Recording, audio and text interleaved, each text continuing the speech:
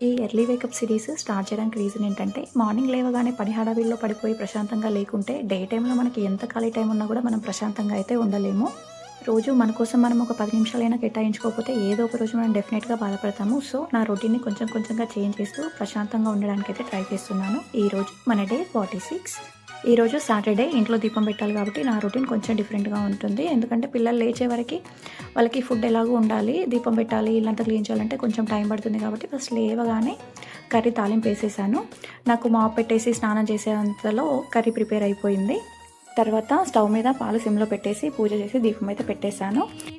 తర్వాత ఎంప్టీ స్టమక్తో పాలు తాగకుండా ఫస్ట్ అయితే బనానా తీసుకున్నాము. కాచిన పాలు చల్లారే గ్యాప్లో అయితే పల్లీలు వేయించేసి చట్నీ చేసేసి పక్కన పెట్టేశాను. పాలు తాగాక ఒక 20 మినిట్స్ గ్యాప్తో అయితే దోశలు వేసేసి చిన్నోడికి ఇచ్చేసాను.